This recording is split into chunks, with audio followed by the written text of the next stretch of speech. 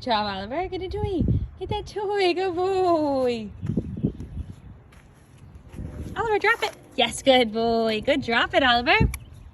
Okay, this video is going to go over the drop it command. You got him. All right, Oliver, drop it. Drop it. Yes, good boy. Good, drop it, Oliver. Good job. So we teach drop it through play. And the reason is we want to incorporate it into day-to-day activities, and we also want them to have a positive association with the drop it command. I'm sure you've heard stories, as have I, of puppies ingesting things they're not supposed to, and then it's very difficult to get it out of their mouth in time. So we want it to be an automatic response for them, which is why we practice it every day. And the way we do it is by approaching them when they have a toy in their mouth. So if he's just playing in the house or outside with a toy, you can randomly go up to him when he has a toy in his mouth and tell him drop it. And then as soon as he does, you're gonna mark it and say, yes, good, drop it. That one's too big for your mouth, buddy, I think. Oh, good boy.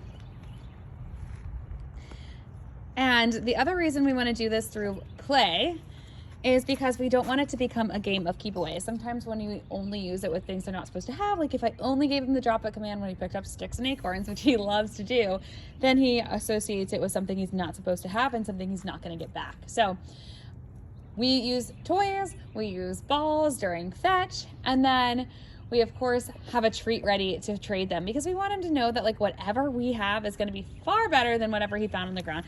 Oliver, drop it. Yes, good, drop it. Good boy. So we always have treats ready to trade him because we want him to know that whatever he found is not going to be as good as that high value reward we've got with us to trade him. So that is the drop it command. It doesn't really work through fetch with Oliver so well. He loses focus or will be just engaged with the treats, and then he'll skip a step and won't put the toy in his mouth. So just throughout the day when he has a toy in his mouth, practice this several times a day. Go up to him and say, tell him drop it, and then as soon as he does, mark it with yes. Oliver, drop it. Yes, good boy. Oliver, touch. Yes, good job, sit. Yes, good boy.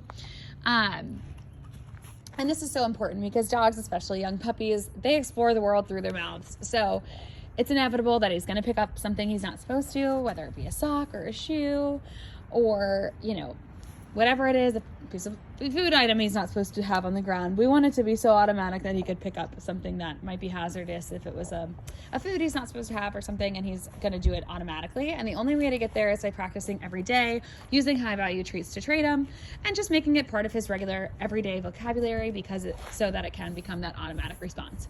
So this is very important from a safety perspective, so please keep up with this work and let me know if you have any questions on how to work on drop it. He's doing pretty well with it, so I don't anticipate any issues, but when he gets things that he really wants or there's other puppies around, so with distractions, he does have a little bit of a harder time, so definitely something you want to keep up with.